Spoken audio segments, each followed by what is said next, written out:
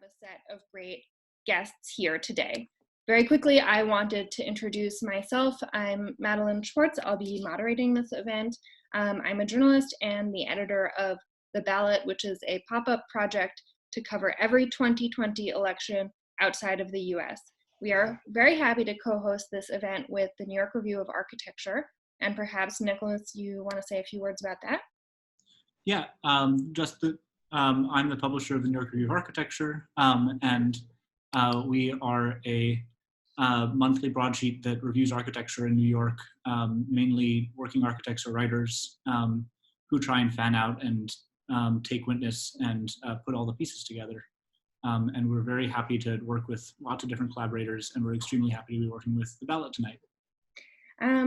Great. Well, I'm very glad that everyone is here. We wanted to put this event together because one of the things that we are often hear here in the US is that the United States and South Korea had their first,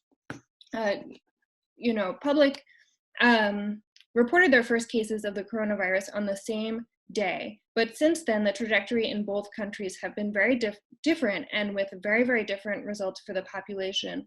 In the United States, a current tally calculates our death at about 85,000, and it may be even higher. Whereas in Korea, the death toll is only 260. When we look at cities, those differences are much, much starker.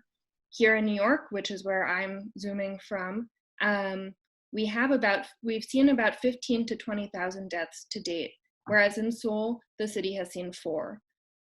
We thought it would be one of the things that we keep hearing in New York about why we've had so many deaths is that it's a question of density. But when we look at what is happening in other cities, that doesn't seem to be a sufficient explanation, since equally dense cities are not seeing this catastrophic response to the virus. So we thought it would be very interesting to have a few urban designers come together and talk about how cities can respond to pandemics and how pandemics change cities. And we're very, very grateful to have 3 panelists, 2 zooming in from Seoul and 1 also from New York. And I will quickly introduce them. So Justin Garret Moore is an urban designer and the executive director of the Public Design Commission here in New York. He has extensive experience in urban design and city planning, from large-scale urban systems, policies, and projects to grassroots and community-focused planning, design, and arts initiatives. Myounggu Kang is a professor of urban planning and development at the University of Seoul. He attained his doctorate in urban and regional planning and a master's degree in city planning from MIT. He has participated in urban development projects in South Korea, Kenya, Laos, the Philippines, and Boston. And Hyungmin Pai is an architectural historian, critic, and curator. He received his PhD from the History, Theory, and Criticism program, also at MIT. He has taught at the Rhode Island School of Design and at Washington University in St. Louis, and presently he's a professor at the University of Seoul. And he is the author of Portfolio and the Diagram, Sensuous Plain, The Architecture of Sung H. Sang, and among other books. We welcome everyone here, especially our Korean participants who woke up quite early for this event and are literally zooming in from the future as it is Friday morning where they are. So to start everyone out, I just wondered if you could briefly set the scene of where you are calling in from. And I wondered if each of our participants could quickly describe a recent walk that they took in their city and what they're seeing, and how, and what is the atmosphere they're seeing in the places that they live. So Justin, if you want to start. Sure. So I live in Manhattan in Harlem. And so I was actually talking today with some friends in other parts of the city, and I was saying how fortunate I am that we have pretty wide sidewalks in Harlem. So being able to go for a walk, do social distancing, and to generally just be able to be in the city and in your neighborhood is a little easier in some neighborhoods more than others. So I'm able to go to Morningside Park. I actually went to get some free masks that the city's Parks Department was handing out in Morningside Park. But yeah, the neighborhoods are having, I think, a really uneven response to all the different measures put in place. I think by and large, most people are kind of abiding by the public health advice, social distancing, wearing face coverings or masks, sort of generally being responsive to the needs. But, the reality is we have 8.5, 8.6, 8.7 million people in the city, and it's very difficult to have a completely uniform response without some pretty difficult kind of enforcement measures in place. And so we do still see, among different groups and demographics that people aren't necessarily all abiding by some of the measures. And now Myounggu? Yeah, I'm living and working in Seoul. I'm doing basically three things nowadays. One is revitalizing some section of the city. It's decaying part of the city, so make it a little more bright and vital. And another one is smart city. It's so-called smart city. So how can we utilize the new technology for the better city environment? And thirdly, also participating many the international projects. For example, I'm working on that Vietnam because they are now just urbanizing. So it's so once in a lifetime chance to build the city correct at the beginning. So we see a lot of mistakes what we've done before. So I hope I can help to prevent, do not do the same mistake before we had. So we want to make more sustainable the city in the future. So it's all the combined, but yeah, those are the works I'm working on now. And Hyungmin? So as Myounggu just said, he seems to be doing fine during he's working almost as usual. And so I think you all probably know that Korea and Seoul never had a lockdown. There was one major outbreak in the southern part of Daegu, but even there wasn't a lockout. There was a moment when politicians thought that they should lock that city down, but politically, it was immediately shut down. And so the past few months, life in general, I think relatively speaking, went on. But one thing that I feel is that we understand that the way this pandemic influences each individual is quite different. And so in general, I think Seoul and Korea, generally the way of life has continued on. But the different kind of employments, for me as a professor, I think,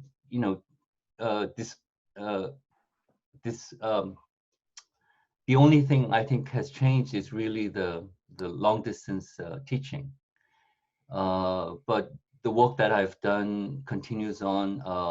You go out into the city relatively less, and the density of meeting people is reduced. But in general, I think there's a kind of continuity of life. And one thing that is coming up as an issue is that the way that, say, generations, people working, blue-collar workers or office workers, people in the service sector, they all sort of have different responses to the way this pandemic is influencing.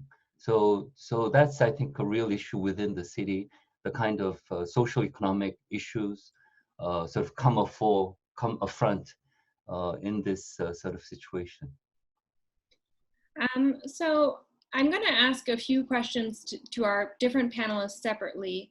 And so just to start out, Hyungmin, you're an architectural historian, and I wondered if you could say a few words about You know, to what extent did Seoul change as a response to the SARS crisis of about a decade ago, and how has this influenced what we're seeing now? So if we talk about city planning in sort of like a limited, you know, as a mechanism of controlling space and planning mechanism, I don't think much has changed since SARS or MERS. It's more the kind of bureaucratic systems of managing this kind of health crisis that has changed. And so the kind of legal measures, sort of in a state of emergency and crisis, what kind of limitations on privacy, sort of like, so the reason that Korea could sort of control this virus in this way is that privacy issues were sort of opened up. You know, the public sector could engage in personal data and movements during this sort of emergency period. And so these kind of bureaucratic and state measures have come into the way that the city is managed. So it's less specific changes in the space itself, but the way that planning in the wider sense of public authority in the wider sense comes in, that has changed since, particularly since MERS, because that was politically very damaging to a lot of people. The way that information came out from the different hospitals and the different bureaucratic offices was really very problematic. And so there was a kind of a shift in policy after that. And that brings us to my next question, which is for Myounggu, because you've written this very interesting article for the International Journal of Urban Sciences, where you describe the idea of a smart city, and in particular contact tracing, which follows a quite intensive series of steps by which people's cell phone data, and as well as their data from a transit card, can be used to track their movements if they're found to be to have been tested for COVID-19. And I wondered whether you could speak a little bit about that, because on the one hand, reading it, I thought it was fascinating and clearly has contributed to Korea's quite successful response against the virus. On the other hand, I was surprised that people would readily allow for so much of their data to be accessed by the police. So can you tell us a little bit about how that contact tracing system works? Okay, so let me starting with this, some of the background, as the Hyungmin said a little bit, but so like a COVID virus, this is it's quite shocking to me, shocking to people basically.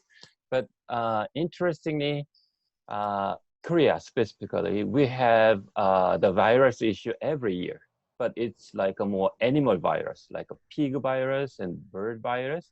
So it affects the pigs and birds and other, like the chickens. So the virus actually killed a lot of the pigs and the chickens. So, but in such a case, because it's an animal, so we separate some animals, and sometimes we kill the animals.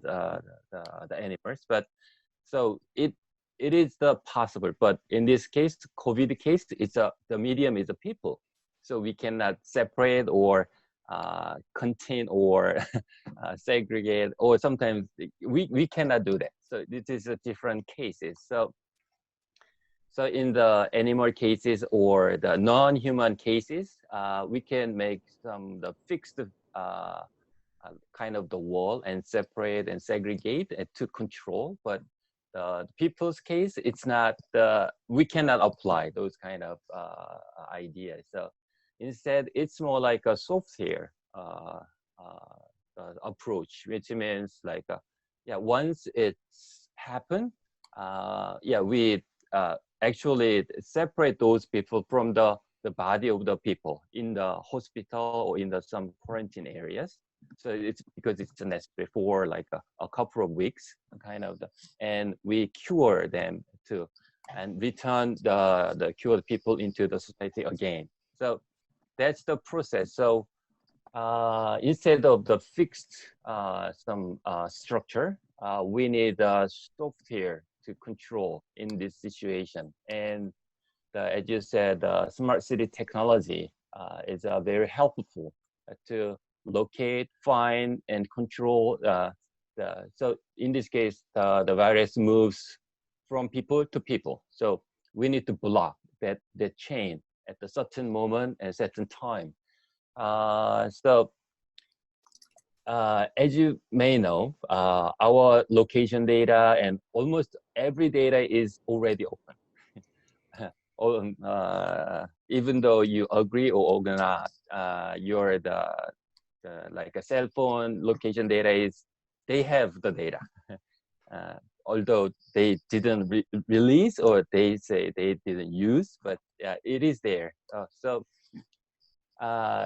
the question is how much and how can we use the data? So it's not, we don't release every single private data, but we can say, okay, for example, like we can tell some infected person was there at a certain cafe, for example.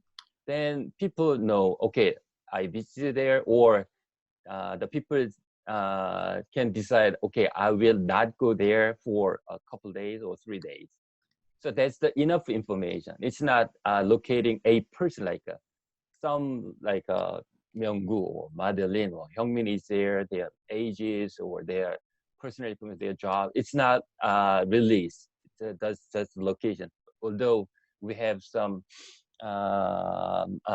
errors at the beginning, but nowadays that's the necessary information. And some cases we only we don't release every single data. Only the data which can be utilized or can be useful to the other people. Okay? So we can manipulate some data. We can limit the data use at a certain form. So in that sense, we locate people and successfully separate those people and move them into the hospital and the cares, and that's the very powerful cases. So in that sense, as the Madeleine speak at the very beginning about the density is not the specific or deciding factor of this kind of the disease. It's, yeah, in one sense, it's may useful, I would say. So I'm not saying the density or a certain fixed form itself it's not that much the critical. Instead, we need to think about how to handle this in a social way, because we are handling with, and it's not a right word, but with people. We have to work with the people. So it's a little different context other than like animal issues and other virus issues. I think it's very interesting that from what both of you are saying, you know, the questions that that you both coming from Korea have been grappling with are not actually questions of density, but rather of people's movement throughout cities, and making sure that when someone is diagnosed correctly with the disease, that we know exactly who they've been in contact with. And that leads me to my question for you, Justin, which is, what has New York learned over the course of this pandemic? And what can we, you know, what are tools that we here in the city have for going, moving in the future? Yeah, I think New York, obviously becoming sort of the global epicenter, has learned quite a lot. Unfortunately, in some cases, you know, the conversation about density, for example, I think was a really illustrative point, because there were these public misunderstandings, I think, about what was meant by that in some cases. And I think the point about kind of human behavior, social interaction, the provision of resources somehow became not as important as this big broad concept of density, and people sort of resigning and saying, well, it's New York, there's only so much we can do about our density, and not activating quickly some of the sort of proven public health measures. But absolutely, I think physical distancing, as those of us that don't like the term social distancing I like to call it, has proven to really help.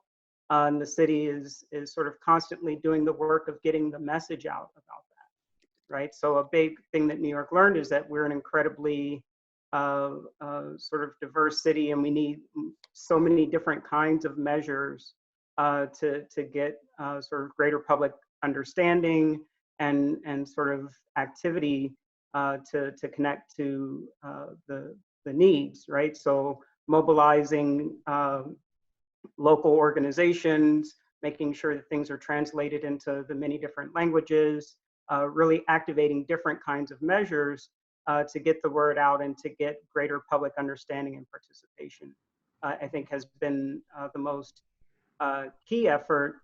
I think the other thing that we were learning very real time on TV every day at 10 o'clock, then noon, and then 4 o'clock was really this dynamic between our different scales and power structures of government. And that there were sort of local decisions being made, state level decisions being made, and then federal, and there wasn't as much synchronicity or alignment as I think a lot of people had hoped for. And so as time has progressed, I think that is becoming more functional, but it really did illustrate that kind of from the start that there wasn't a really good system in place for addressing those multiple layers of action that were needed. One of the more interesting dynamics that occurred was pretty quickly New York and its sort of proximate states recognizing that they operate as a region. And so state governments starting to kind of work together and coordinate around policies, frankly, in absence of some of the federal guidance that was needed. And we've seen this happening in other regions of the US as well. So I think a real sort of understanding that issues aren't necessarily only a local issue, I think became pretty clear and early on, and I think we did learn how to sort of think and operate more in that way. I did want to kind of pick up on sort of this point about tracking information that's been sort of underlying concern here. Obviously, privacy concerns and frankly, a lot of reasonable and well-founded anxiety about tracking people's information, because the big picture in the US, I think, is that US's original sin is that we do not treat people equally and fairly from our start, right? And so in the US, there is a clear distinction by race, income, immigration status, et cetera, that has played out very differently. And so when we start kind of talking about, tracking people's information, there's some well-founded anxiety there that we're trying to address. We've seen it in all the different layers of kind of police power that are playing out real time, right?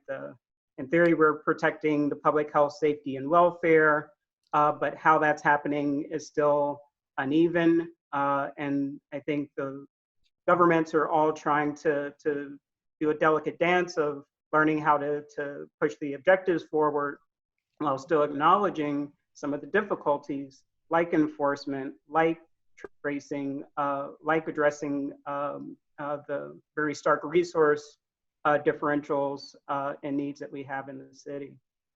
Thank you, Justin. So we're gonna transition to questions from the audience, and the way that that will work is if people can put their questions in the chat. Of course, we have 3 panelists, so if you have a question that's more directed towards one panelist or another, mention that as well, just so we know. And while everyone's thinking of what their question is gonna be, I know, Nicholas, you had a question, so I'm gonna cede the ground to you.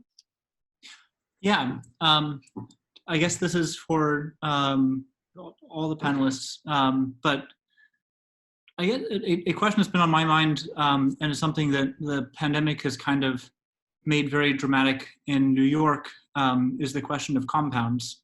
And that is to say that in New York, a lot of the effort of the architecture industry has gone into, over the last 10 years, fantastic towers and luxury housing, and kind of the bread and butter of the architecture industry is, frankly, building really nice houses out on Long Island, which seems innocent enough until something like this strikes, and then everybody goes off to their houses, kind of leaving everybody else behind. And in the same sense, I don't know exactly what the dynamic is like in Seoul, but certainly I and probably most of the other people here have watched Parasite recently, wherein you very much so have this kind of oasis and bubble that is beautiful and perfect and pristine, very vividly contrasted with a neighborhood where people were literally drowning in their own excrement.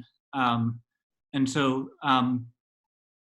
I know that Seoul seems to have made it through the pandemic very successfully, just no matter the fact that there were compounds. But I hear a lot of people talking about how we need to lift everyone up, and I think that's very smart and wise.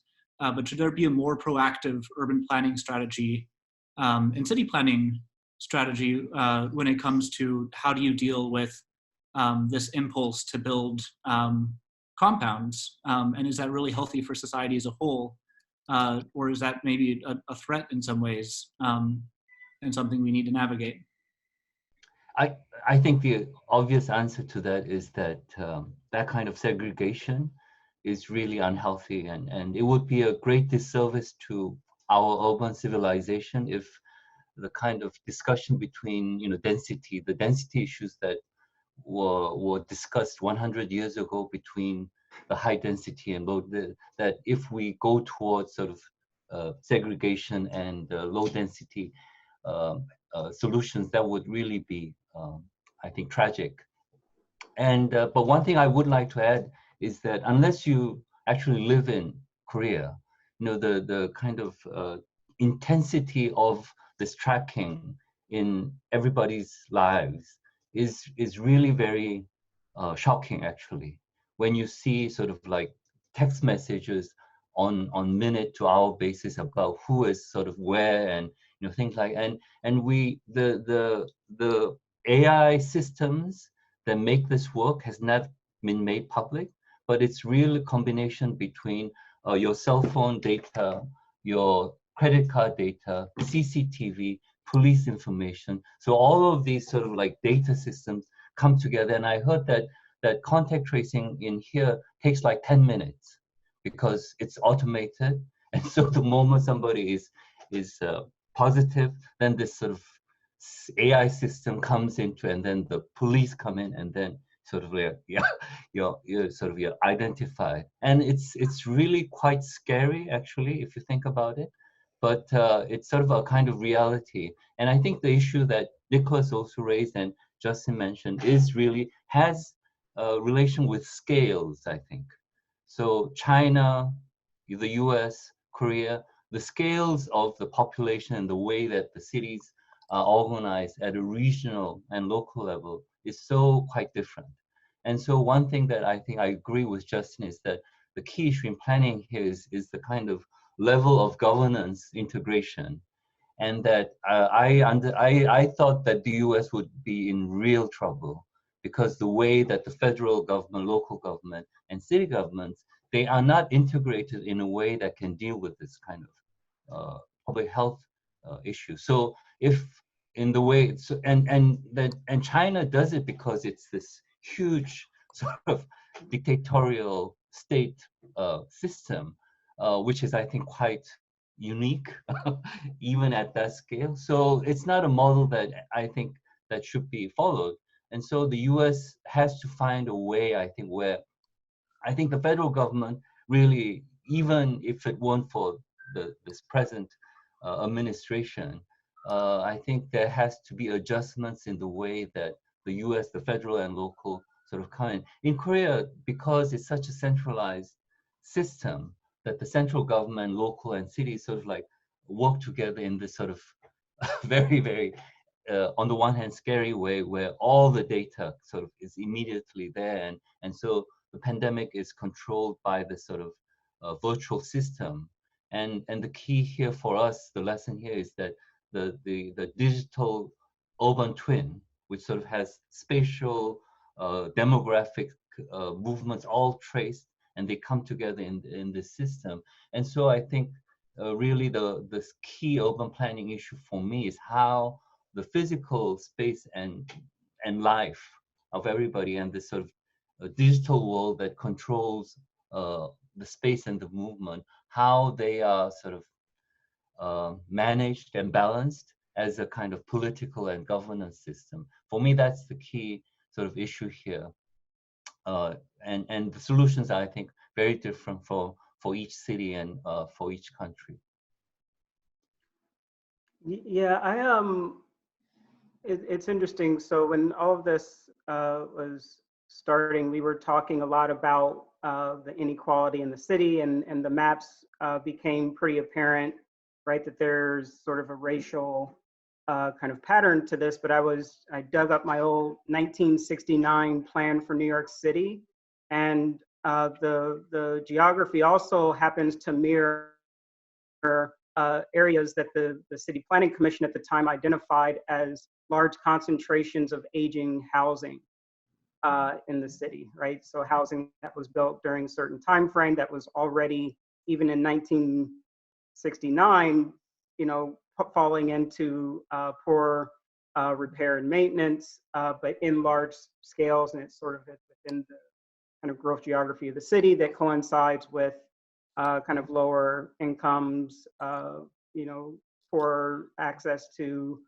transportation, things of that nature, right? So there's this legacy that is literally built into our city that is irrespective of the conversation of density, right? There are areas that are much higher density than those areas, but they're built, designed, and maintained, et cetera, at a different level than some of these other areas of the city that we've seen much more significant impacts of the pandemic. And so when you talk about compound, there's, you can think about, the Hudson Yard type, uber luxury building that has actually nothing to really do with New York City when you think about it. But when you look at the city at a certain scale, there are these compounds that are operating, and there are policy initiatives that have been put in place, inclusionary housing, things of that nature that are meant to produce and create by policy greater degrees of integration that in theory have different timeframes. But we always have to remember that new development is only a tiny, tiny fraction of the city, right? So we have these political movements and conversations about new development and housing policies and all this, but by and large, we have these huge legacies that we've inherited. So the compound in a way is already sort of ingrained, right? It was happening long before Hudson Yards. When you say compound, you're talking about NYCHA? Or? No, segregation by income and race that is built into the city. I mean, NYCHA is one form of that, but there were large areas of the city that were built predominantly for lower income people that by policy were redlined and became sort of enclaves where you didn't see a lot of social or economic integration. completely separate from NYCHA, although NYCHA, of course, is kind of a part of that equation. Yeah, I mean, I think, chiming in here as a non-architect, non-urban planner, I think one thing that's been so difficult about this crisis is that, it does expose every kind of inequality that we have in our society, not only in housing, but also in access to health, and which hospitals are overrun and which hospitals have empty beds has been a big conversation here. I keep thinking a friend of mine sent me a paper by the philosopher Kwame Appiah from a decade ago that talked about how the four evils in contemporary societies were nursing homes, meatpacking plants, mass incarceration, and environmental degradation. And of course, the first three of those have been the largest hotbeds of the coronavirus, over the past few months. I'm curious for our two participants calling in from Korea, has the coronavirus led to the same sort of social reckoning that we're having here? I mean, have there been conversations about inequality and and inequality of access in this same way? Or are you finding that the response has been so good that in fact it makes everyone feel quite patriotic or proud about the way that the country has been handling it?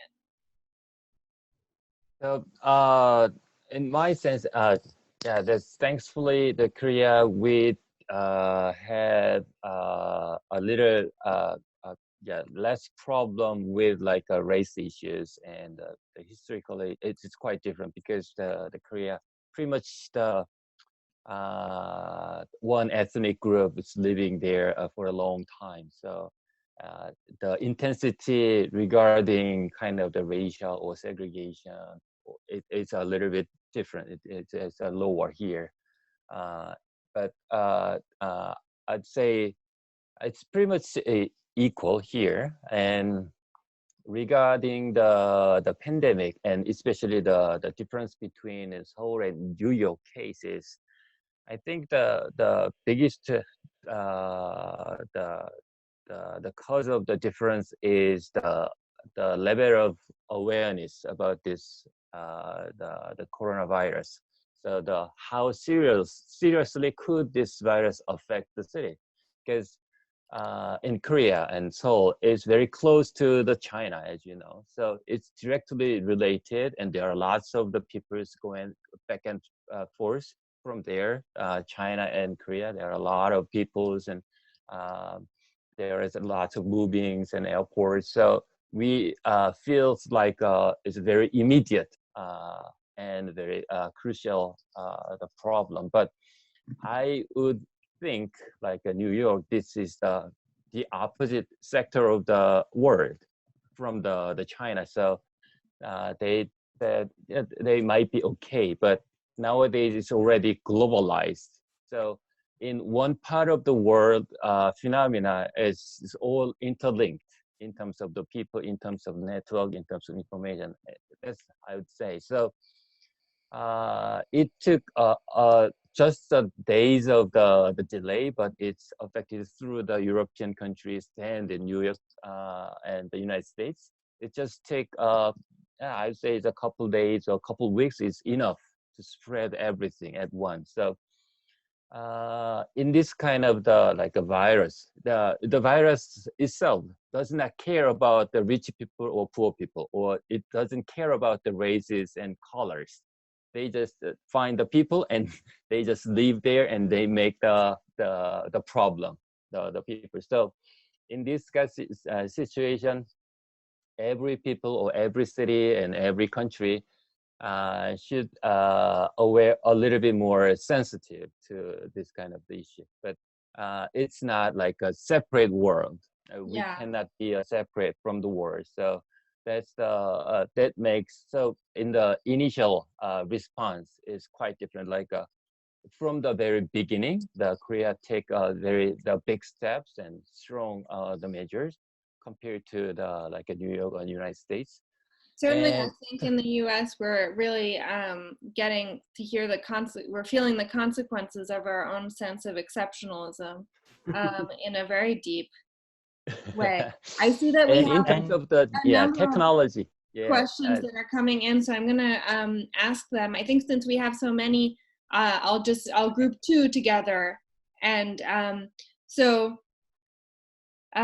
from Andrew Nelson, we have one thing I think a lot about is how Singapore and Hong Kong by the normal metrics are roughly the same density, and by another, Hong Kong is 4 times more dense. Is there a smarter way of talking about urban density globally? And then a second question that complements this is from Andrea Bautil. I'm interested in learning more about how and to what extent the collected data related to our bodies and the propagation of the virus might inform the architecture of care and containment at a global scale of the spread urbanistically within cities and from the human scale of care. How soon can we see cities shifting from capitalistic dominion toward a focus on health and well-being? So Justin, do you want to lead us in those two questions? Sure. The density one is a really important one, obviously, because a strange symptom of all of this is the kind of return of the attack on the city. These kind of narratives that in the US at least have been around for a long time, and that density is seen as one of those products of the bad, right, or harm in the cities. And so I think this is exactly a good point, that we need to have more sophisticated and grounded ways of talking about density. So obviously, the capacity, let's say, of our public spaces, public realm, and public infrastructure, as opposed to density, may have been a much more valuable way to talk about how do we address responding to these particular public health needs, right? Transforming streets from space for vehicles to space for people, and working through that is a totally different conversation about density and the capacity of the city to be responsive, as opposed to, oh, there's too many people per square block or square mile or square kilometer, right? So I think that's one measure, and I think the other is the conversations about, I think to Madeleine's point about certain types of social infrastructures that are in place, right? How many health clinics and hospitals and care facilities of different types are there relative to population, whether that's residential or just counting, bodies in space, and that, there are other kind of measures of densities that could potentially be discussed and better understood, rather than just a simple, theoretical limit or cap of capacity, right? We saw this all play out with, flattening the curve, right? The line of the curve is based on capacity, so you can change capacity and have a different result, right? So it's a more dynamic conversation about this. And then I think it's connected actually to that second question that was about, how the architecture and space and planning is responding to this notion of care, and that, we're very well set up to respond to kind of money and basic needs, like very, very basic needs. So all the conversations about jobs and economy and making sure that that's in place, taking in some cases precedent over conversations about care, right? So child care, elder care, all of these provisions that haven't been as top of mind because they are not driving the economy in the same way. Here in the US, where we've had the lockdowns, there's the sort of the joke about people are saying, oh, well, we really should pay teachers and daycare people a lot more, right? Or we should have better facilities for that as a norm is kind of an interesting conversation, because it outlines that infrastructure of care that makes the city and society possible has actually been under-resourced and sort of flawed all along. And so let's see, our next two questions. Is there any city who has, is there any city that has been designed for a pandemic ever? Or at least having this problem on their mind, even in a utopian sense of as the non-stop city, walking city, instant city, etc. And a second question that dovetails with that, how do you incorporate multi-income residential housing in future city planning? So Hyungmin, maybe as a architectural historian, if you want to take those questions. I mean, the modern city itself, I mean, in general, the cities of the world were planned and have been built under the rules of health, public health concerns. The 19th century health issues of major cities in New York, where there were major health issues. And so the building codes and city planning regulations were all set up to protect people from these pandemics. And so basically live in a city where the basic spatial structure, the kind of regulations, the distance between buildings, density were all based on public health concerns.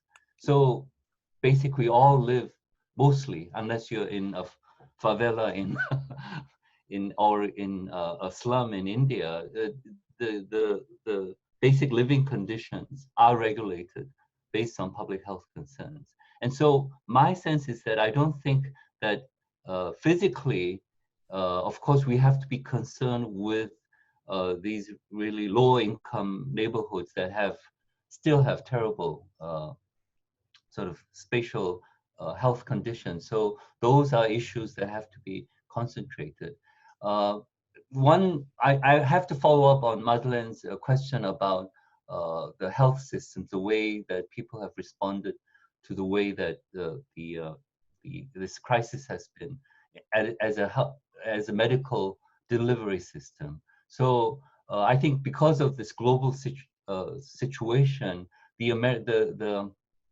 absolute travesty of the American system is sort of like has come, it has become very obvious. I think most of Europe, Korea has universal health care systems, and so nobody at any point was worried that they would have to pay for their tests or have to pay for the care when they got sick.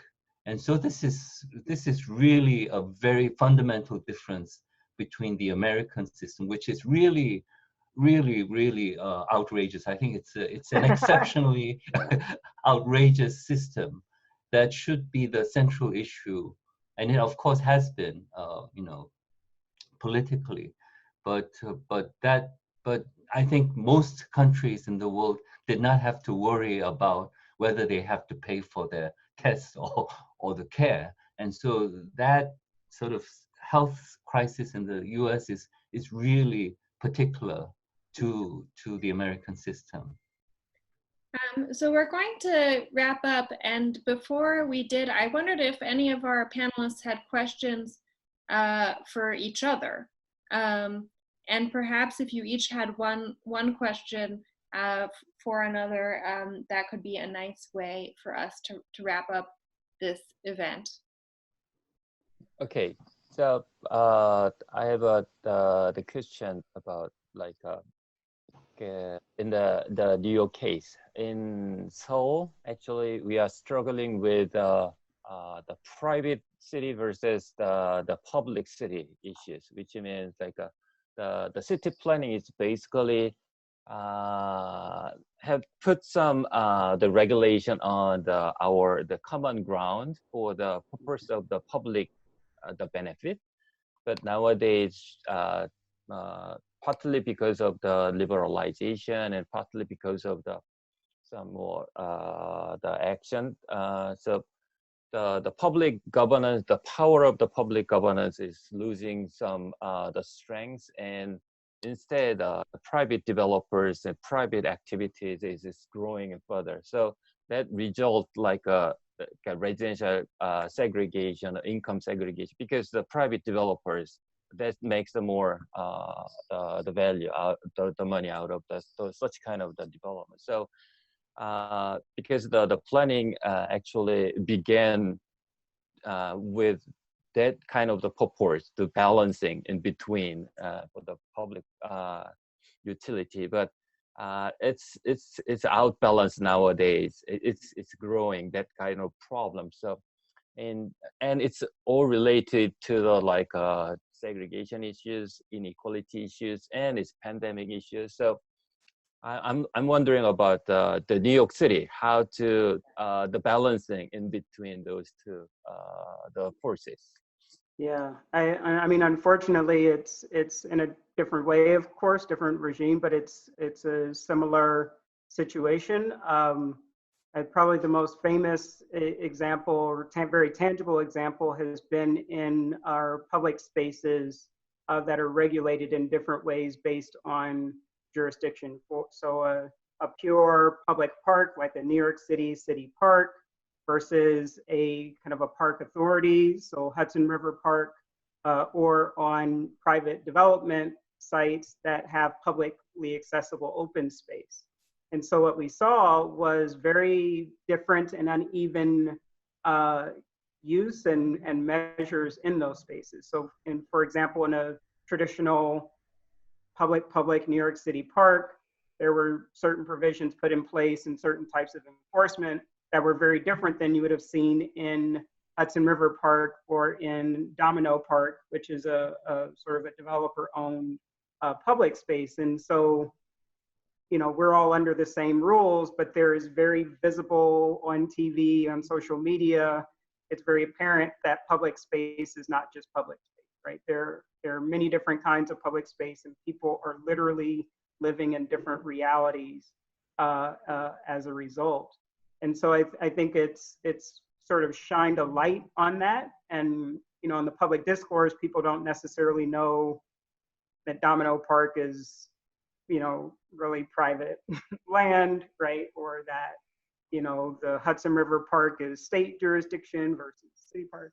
You know, the public doesn't fully understand that, but the differentiation is now very visible. And within the de Blasio administration, within the city administration, there's obviously been a lot of incoming, like, you know, fire and sort of concern being voiced about these issues. And so the city has put together a number of different task forces, both from public sector, private sector, third sector, nonprofit, civic sector, to actually start highlighting and talking about these things. And hopefully we'll see what kind of conversations can be had about better balancing you know, spaces that are meant to be quote unquote public in the city, but are in fact very uneven.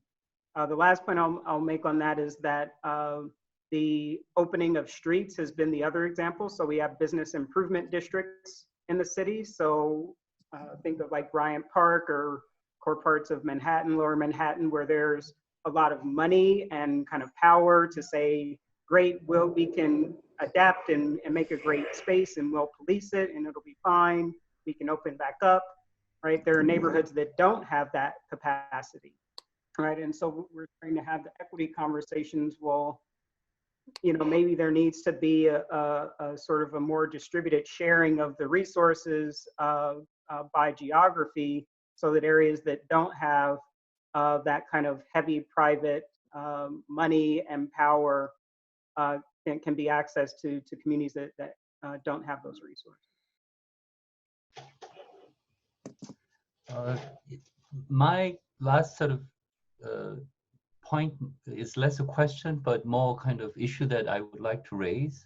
I think from my standpoint, the largest concern in a post-COVID world would be sort of the intensification of this nationalistic impulse, both politically and policy-wise, and that, of course, I think we have to adjust the way that globalization works. I think there have been issues about issues of scales and movement, But one thing that I think that inevitably that a kind of information sharing system has to work between whether it is nation-based or whether it should be city-based, or where sort of information flow between different boundaries penetrates, and so that we can sort of manage the movement of people and goods in a way that that is not overly invasive